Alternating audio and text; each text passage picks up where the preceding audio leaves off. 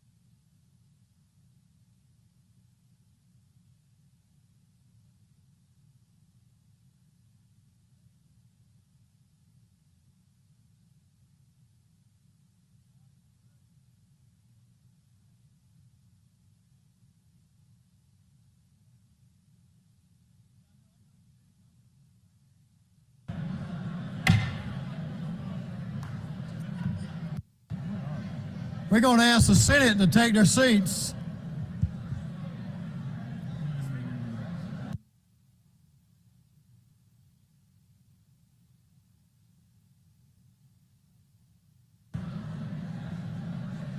All members of the House and Senate will please take their seats.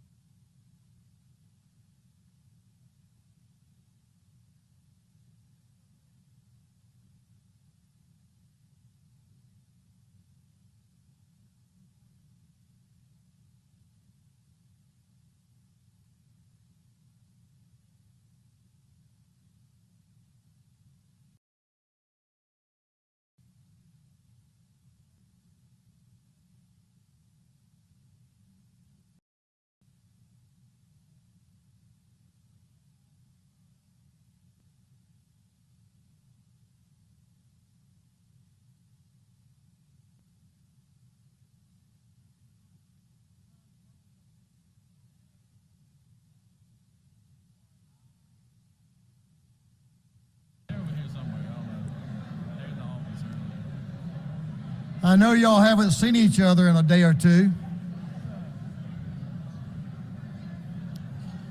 Members, I think y'all are getting ready for the next guest, but if members will take their seats or at least have your attention. Mr. Doorkeeper.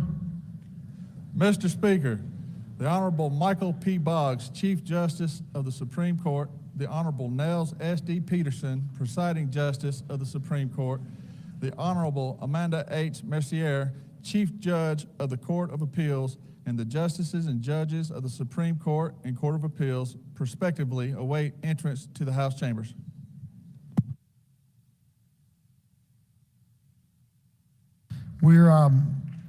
You have quite a list there, Mr. Doorkeeper. Mr. Doorkeeper, if you will please allow the Honorable Michael P. Boggs, Chief Justice of the Supreme Court, the Honorable Nels S.D. Peterson, Presiding Justice of the Supreme Court, the Honorable Amanda H. Mercier, Chief Judge of the Court of Appeals, and the Justices and Judges of the Supreme Court and the Court of Appeals, respectively, to enter the House chamber, and will the messenger please escort them to their seats.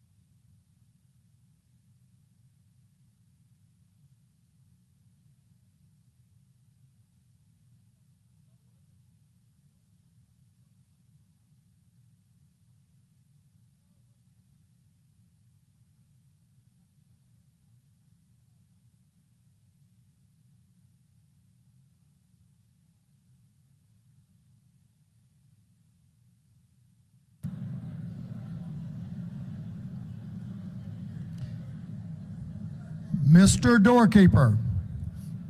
Mr. Speaker, the Honorable Brian P. Kemp, Governor of Georgia, his committee of escorts, and distinguished guests await entrance to the House chambers. Mr. Doorkeeper, please allow the governor, his committee of escort, and distinguished guest access to the House chamber.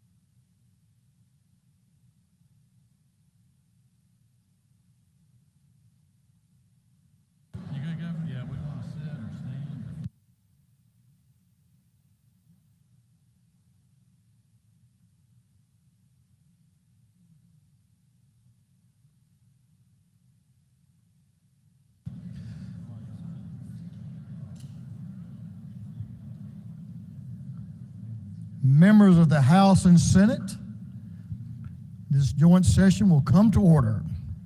I'll ask everyone to take their seats.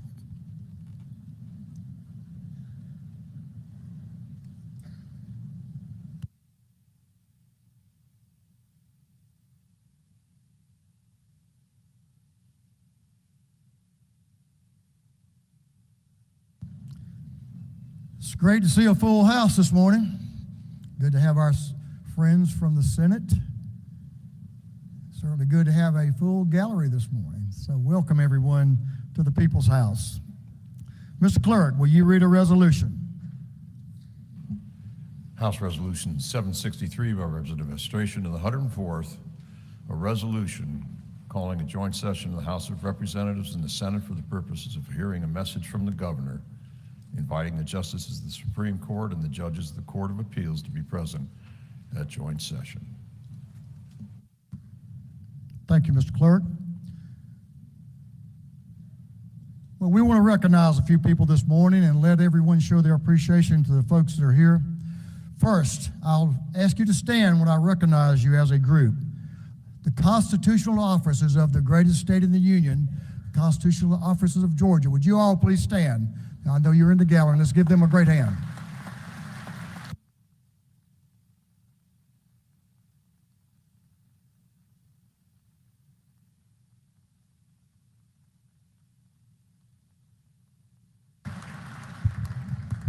Good-looking group. Members of the Consular Corps, will you please stand so we can show you our appreciation?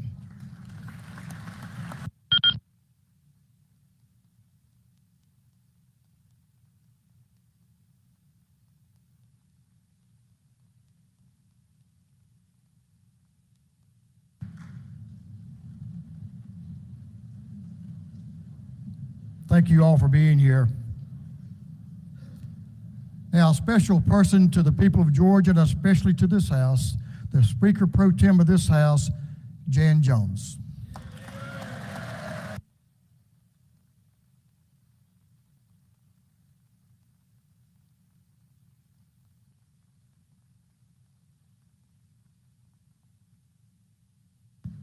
Thank you for your service. And a gentleman I've known for a few years, but our paths have brought us closer together, and we're working well. We're both pretty strong-willed, but it all works out. So it's a real pleasure for me to introduce the President of the Senate, a dear friend, Burt Jones.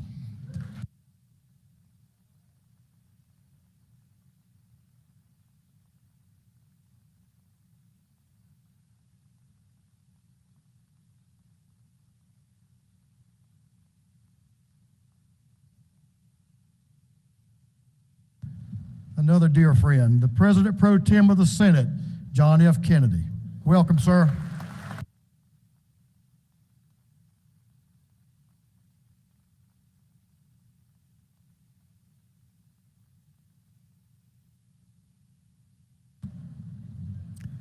Now, a special lady to me, one of the best mothers and grandmothers, and just generally help keep a guy straight. My wife, Dale Burns.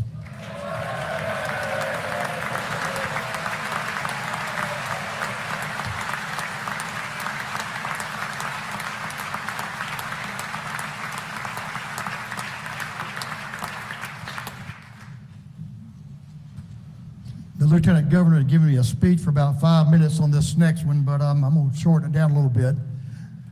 Our great First Lady of the Senate, that we appreciate her being here today, Jan Jones. If you will, welcome First Lady of the Senate, Jan Jones.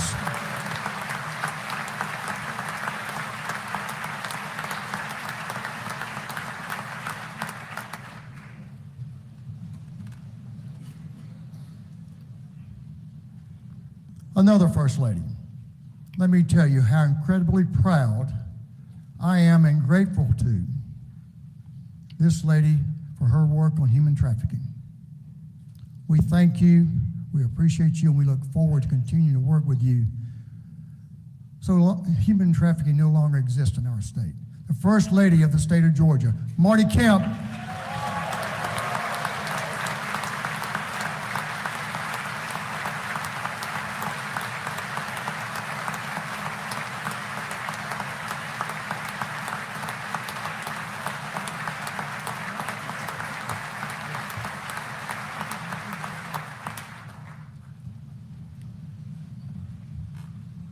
an incredible first family who's stood by their mom and dad and continue to support them every day.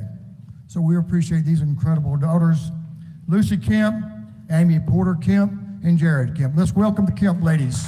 Thank you for your service to Georgia.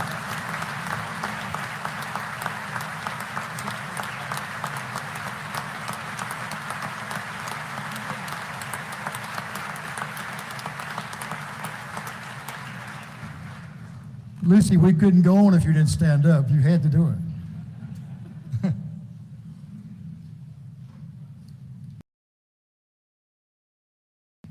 Especially numbers of times, and we always appreciate her, the mother of the governor of this state of Georgia, Miss Ann Cavendish. Miss Ann, First Mother, thank you for being here.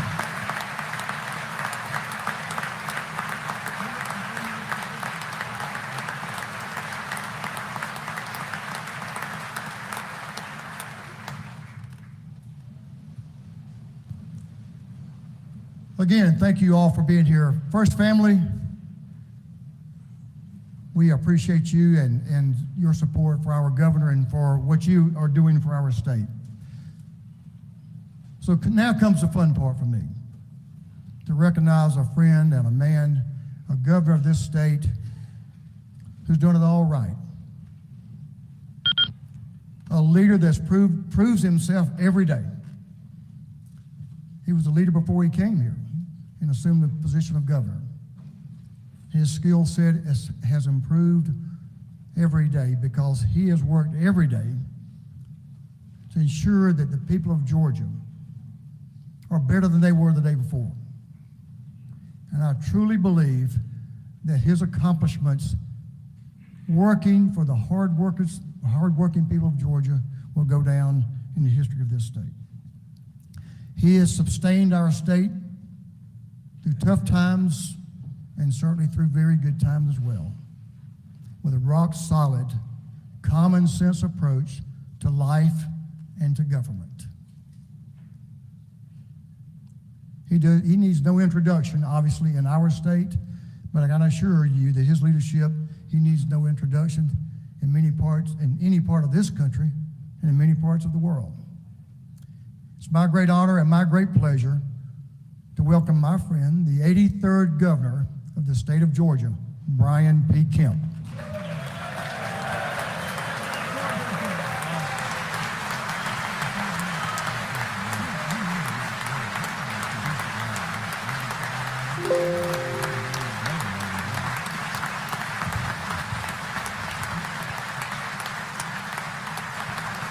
Thank you, Mr. Speaker.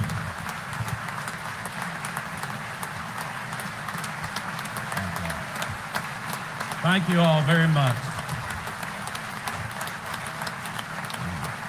Thank you all very much. Thank you, Mr. Speaker, for those kind words. I appreciate the recognition. It's an honor to be here. Lieutenant Governor Jones, Speaker Burns, President Pro Tem Kennedy, Speaker Pro Tem Jones, members of the General Assembly, constitutional officers, members of the Public Service Commission, Mayor Dickens, members of the Judiciary, members of the Consular Corps, and my fellow Georgians. Later this year, the people of this state will once again fulfill their civic duty. They will choose who occupies these seats of service, and they will determine what course America takes in the years to come. As they have in years past, when they go to the ballot box, they'll see a stark difference between Georgia and our nation's capital. They'll see what we've achieved together at the state level to make Georgia an even greater place to live, work, and raise a family. And they'll see the hardships Washington, D.C. has brought into every home and placed on every kitchen table across our state. Congress has become synonymous with runaway spending, bloated budgets, job-killing regulations, gridlock and partisanship, and elected representatives in both parties who are more interested in getting famous on cable news than delivering results for the American people. All the while, across the nation, over 60% of households are living paycheck to paycheck. Over 8.4 million Americans are working 2 jobs to make ends meet. Mortgage rates remain at highs not seen in a generation. And while the rate of inflation may have fallen, high prices on everything from groceries to rent have not. In fact, it cost Americans over $11,000 more per year to maintain the same quality of life that they had just a few short years ago. For the hardworking men and women, $1 more a year is not a choice between the luxuries of life. For too many people, that's a decision between putting food on the table for their family, making their car payment, buying clothes for their kids, or going further into debt. For a recent graduate, it's about whether you can afford to get your own place and pay off your student loans. For a single mom, it's a decision about taking a job, a new job and a new career that pays better, but it doesn't offer child care. For a family of 4, can they make ends meet when also saving for their kids' college and trying to pay their mortgage? And for our seniors, are they able to stretch a fixed income to meet their basic needs? These are the people that Washington, D.C. has left behind. Because for every challenge our nation faces, the federal response is to spend more, regulate more, tax more, and come up with another government program meant to cure every ill. Instead of empowering hardworking Americans to innovate, create, seek greater prosperity, their answer is simply more government. But the good news is here in Georgia, we have chosen a different path because we realize that the success of our state does not rely on the actions of government, but the prosperity of our people. Washington, D.C. forgot a long time ago that it's not the brilliance of politicians or the good intentions of a new program that make our nation great. It is the resolve, the ingenuity, and the character of the American people. Those were the hardworking Georgians we heard from on the campaign trail. As a family, we heard their stories, their struggles, and their hopes for a brighter future. And as you all know, that was truly a family affair. And I want to thank Marty, Jarrett, Lucy, and Amy Porter for being there every step of the way. Thank you all.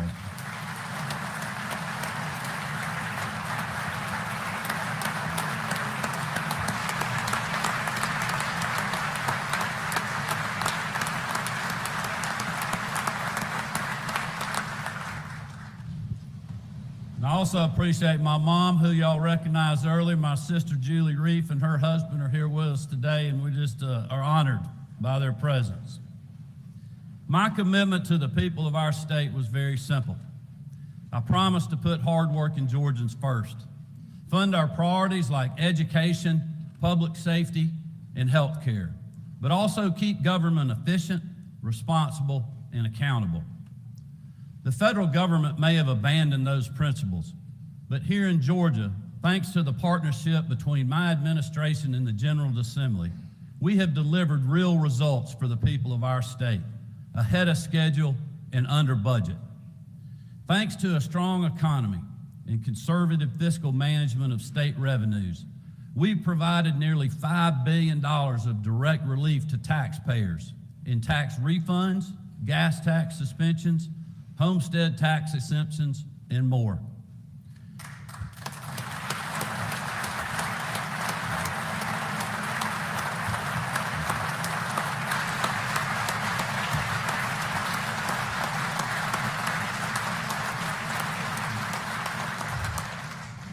You all were a big part of that.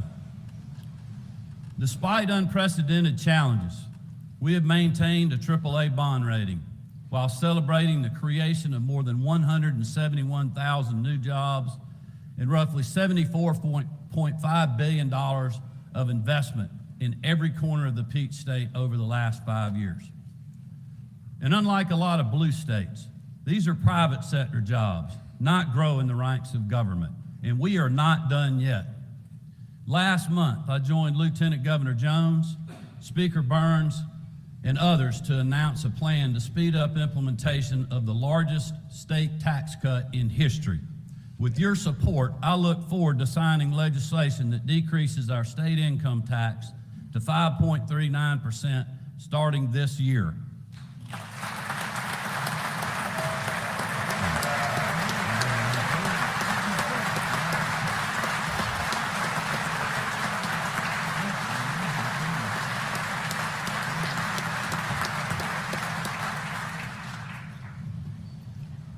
This matters. It matters because it represents savings of $3 billion for Georgia taxpayers over the next 10 years. Mr. Speaker, Lieutenant Governor, while President Biden hires tens of thousands of new IRS agents, my vote is we just keep cutting taxes here in Georgia.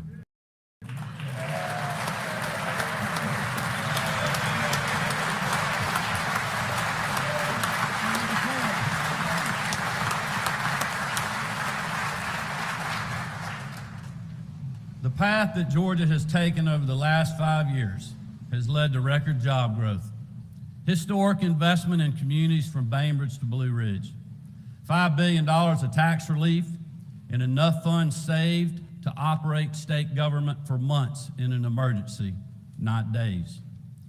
That's the choice for Georgians this November, and I feel confident they'll vote to keep Georgia moving in the right direction once again. So to answer the question, the state of our state is strong, growing, and prosperous because we trust our citizens more than we trust the government.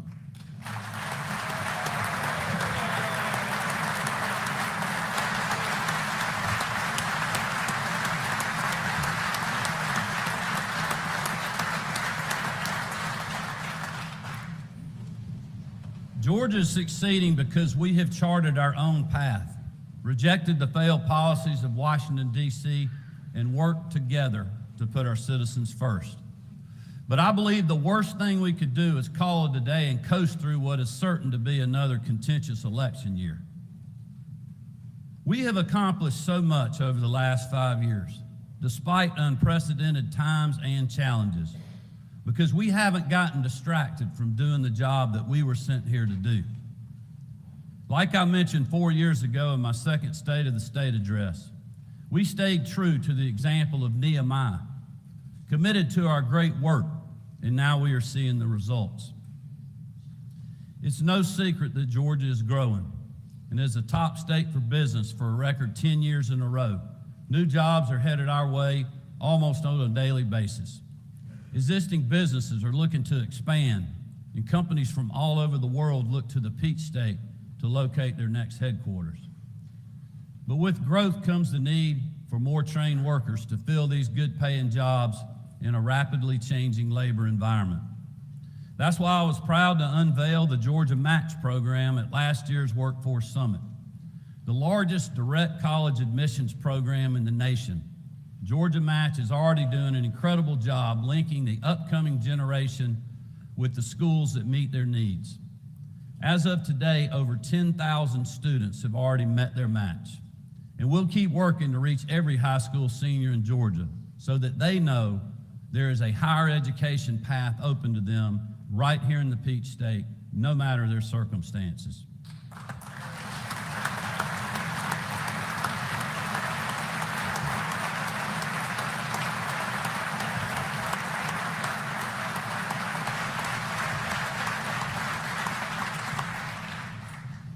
Speaking of education, my amended 2024 budget and the fiscal year 2025 budget proposals double down on our continued and historic support of K-12 education, with $1.4 billion in additional funds allocated to make a total of $12.8 billion.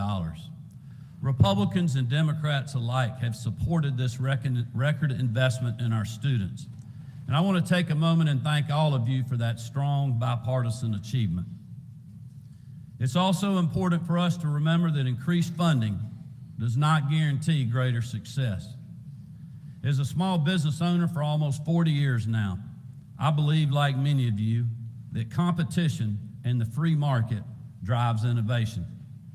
At the end of the day, they result in a better product for the consumer. When it comes to education, the same principles hold true. Over the last few years, there's been a great deal of debate around different proposals to expand options for students and families when it comes to finding the education that best fits their individual needs. Many members in both chambers have worked hard on this important issue, and I want to thank and applaud them for their efforts. Some prefer the term school choice or educational freedom. Some call them vouchers. In my opinion, what each of these terms or slogans fails to mention is the child.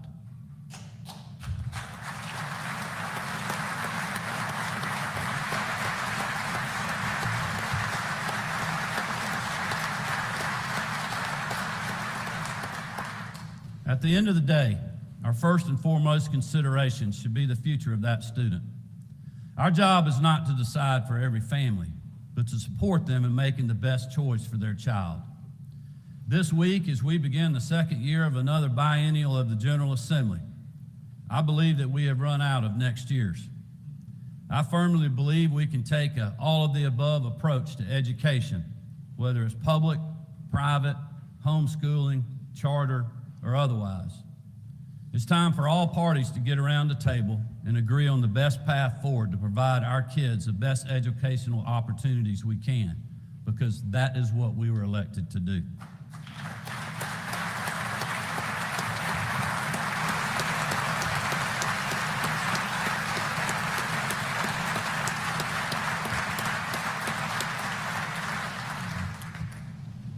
To that end, my office and I look forward to working with the members and the leadership of both chambers to get a bill passed and signed into law this session.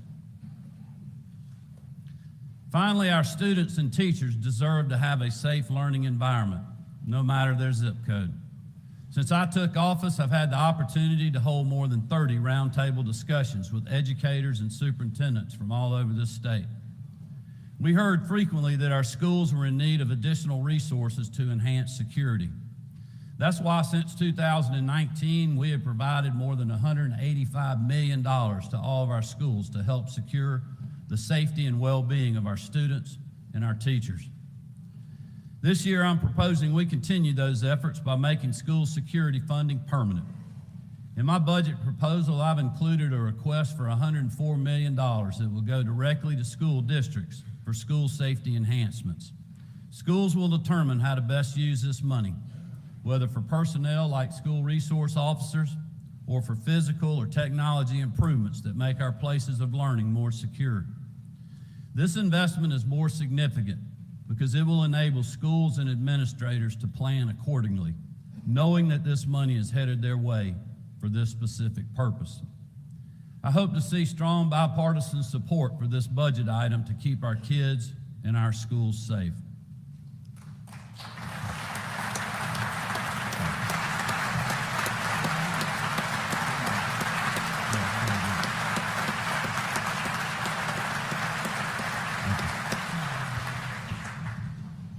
Since being sworn in as your 83rd governor, the top priority of my administration has been ensuring the safety and security of our communities. There is no doubt that we have made great progress, from the GBI's Anti-Gang Task Force and Heat Unit and the Department of Public Safety's Crime Suppression Unit to the First Lady's Grace Commission and the Attorney General's Human Trafficking Prosecution Unit and the school security measures I just mentioned. We have not wavered in our commitment to strengthening public safety. But the state cannot do it alone. Thankfully, over the last 2 years, we have had strong partners at the local level who have worked alongside state law enforcement to make our capital city safer. Two of these gentlemen are here with us today, and I want to take a moment and thank Mayor Dickens and Chief Shearbaum for their partnership. We appreciate you all.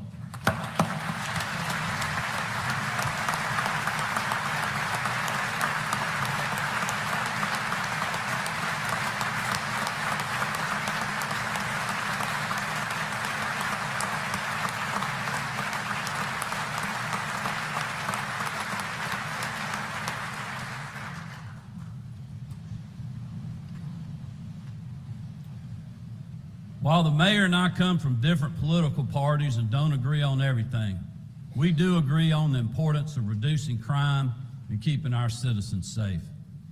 Bipartisan majorities of both chambers, the mayor and myself all agree on the critical need for the completion of the Atlanta Public Safety Training Center. This facility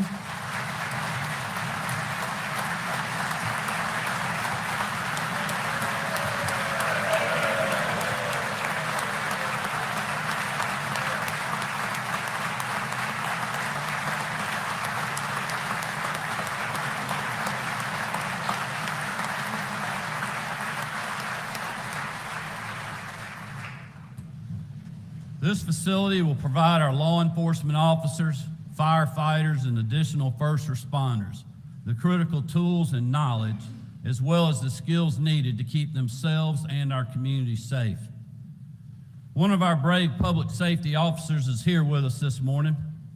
Exactly a year ago this week, this dedicated trooper was shot and severely wounded near the site of the Future Training Center.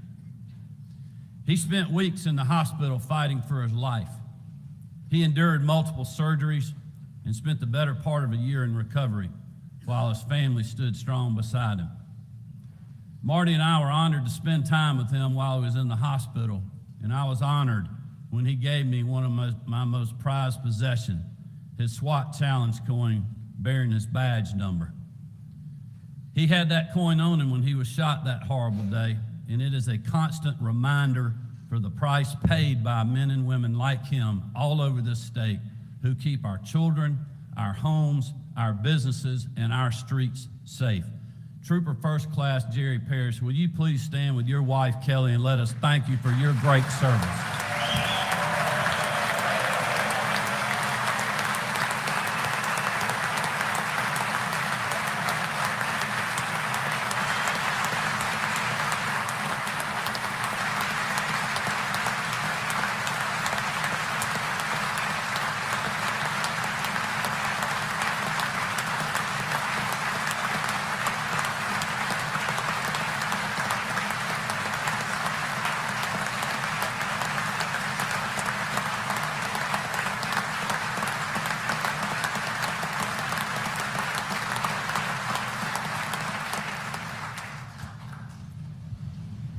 Thank you to the entire Parrish family for your service, your bravery, and the sacrifices you've made over the past year for us.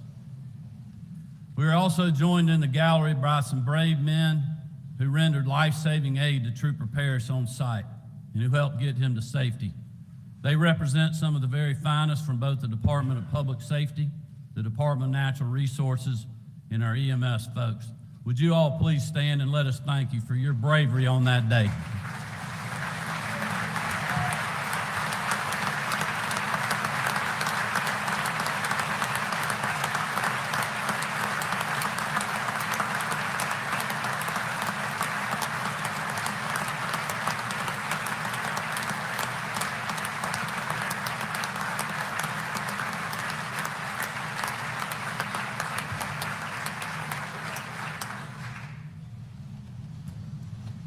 We are so grateful for you all.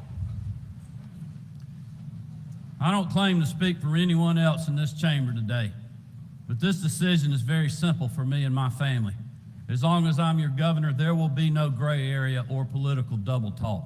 We will support our law enforcement officers. We will support our firefighters and our first responders, and the Atlanta Public Safety Training Center needs to be built, period.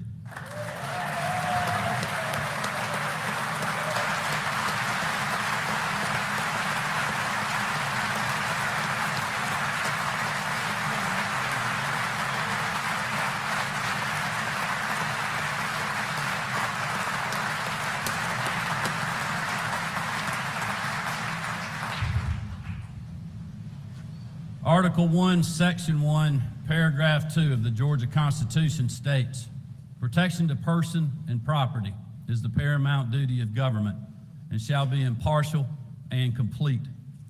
To fulfill that paramount duty, we must do more than show our support for law enforcement in words.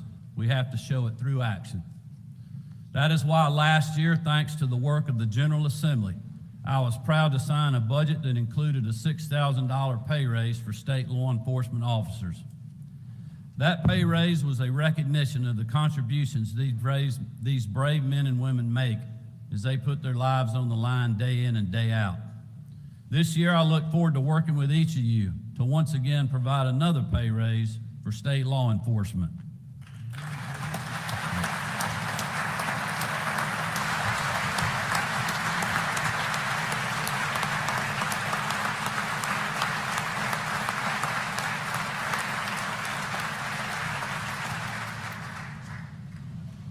Within my budget proposal are pay increases of an additional $3,000 for state patrol officers like Trooper Paris, as well as our correctional officers and other state law enforcement agencies. These investments will not only serve as a renewal of our commitment to these law enforcement officers, but will also support our ongoing retention and recruitment efforts. I'm also urging the General Assembly to complete what we started last year and give final passage to the Peace Officer Loan Repayment Program. Because despite what some may say, we need more police officers, not fewer.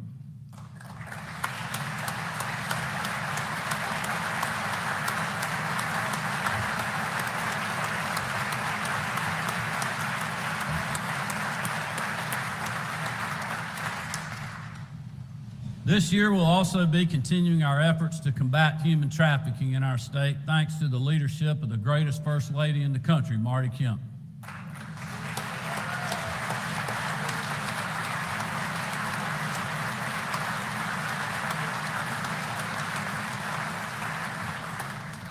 Thanks to her work and that of the Grace Commission and members of both chambers, Georgia has gone from being known as a human trafficking destination to being known as the leader in going after traffickers and supporting the victims. Under the First Lady's leadership and with overwhelming support from both chambers, we have passed and signed into law 8 pieces of legislation that go after those who work in this evil enterprise while also supporting the victims. Our efforts have enabled the GBI's HEAT unit to investigate 369 cases of human trafficking since its creation, and for Attorney General Carr's Human Trafficking Prosecution Unit to secure 32 convictions while assisting rescue of over 129 victims since it launched. But we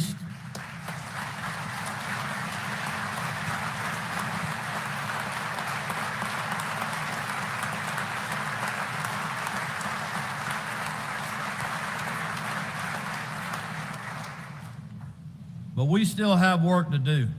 And Marty and I are both looking forward to working with each of you this session to keep up that fight. 5 years into my administration, when it comes to health care, we've made enormous strides in lowering costs, expanding access, and incentivizing more health care providers to give care. We began this work with the passage of the Patients First Act in 2019, and since then we've seen strong results. In 2019, no counties in Georgia had more than 2 health insurance carriers. Today, 87% of Georgia counties have 3 or more carriers. And thanks to Georgia Access and the reinsurance program, enrollment in the private sector exchange over the past 5 years has grown from just under 460,000 to over 1.2 million Georgians. Georgia Access is also saving hardworking families more and more in their wallets. In all, we've reduced premiums by an average of 11% across the state. That represents an average annual premium reduction of almost $929 million a year. In rural counties, where premium prices were the least affordable when I took office, Georgia Access has reduced premiums by an average of 29%. And while some in the media refuse to acknowledge this significant progress, we will continue to support policies that work for Georgians, not political narratives. Because the fact is that for individuals and families struggling to make ends meet, lower insurance costs and more choices lead to better care that they can actually afford. And because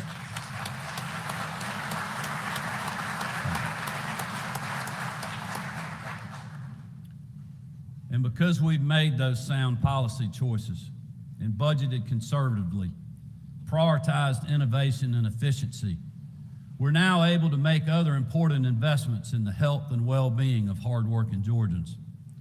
That includes our efforts in mental health. 2 years ago, as you know, I was proud to sign into law the Mental Health Parity Act, a fitting capstone to the late Speaker David Ralston's years of service in this chamber, and one that leaves a lasting legacy. One of the most visible examples of that legacy was the 988 Crisis Hotline campaign conducted by the Department of Behavioral Health and Developmental Disabilities last year. Thanks to Commissioner Kevin Tanner and his team, more Georgians than ever before are accessing services that help them when they need to turn their lives around for better. To enhance this program further, my budget proposal calls for an increase of $205 million for DBHDD and other entities that address mental health. This new funding will enable DBHDD to expand services for those struggling with mental illness. It will increase the number of crisis beds throughout the state.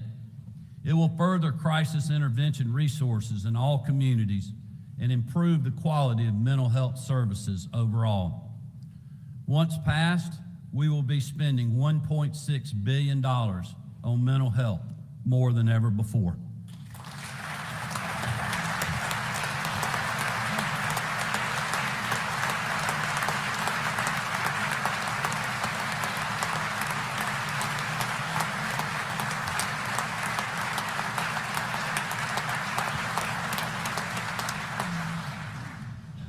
I'm proud of what these and other agencies are doing to help their fellow Georgians and keeping us the best state to live, work, and raise a family.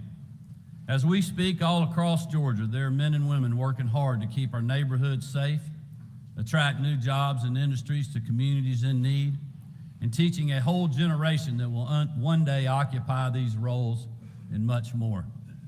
They have remained committed and hardworking during unprecedented challenges over the last 5 years, and I'm so proud of everything they have accomplished for our citizens. It is no secret that most state government jobs pay less than private sector opportunities in the same line of work. But many of our employees do it because they feel a sense of public service, and they want our state to succeed. But for state government to stay efficient and stay ahead of Georgia's continued growth, we must be able to attract and then retain employees who perform these vitally important jobs. That is why my budget proposal provides a pay increase for all state employees, including our teachers.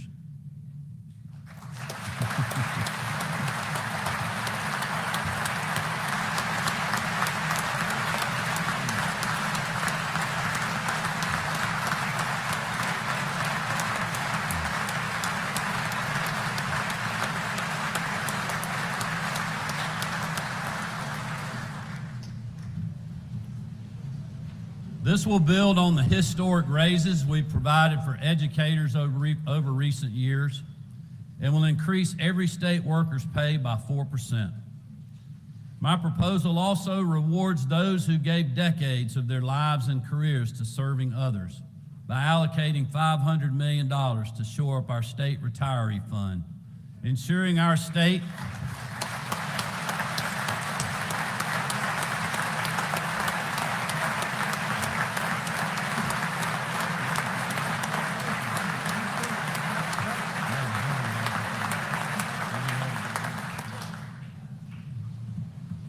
This will ensure that our state keeps its promises for our retirees and also stays on solid financial footing.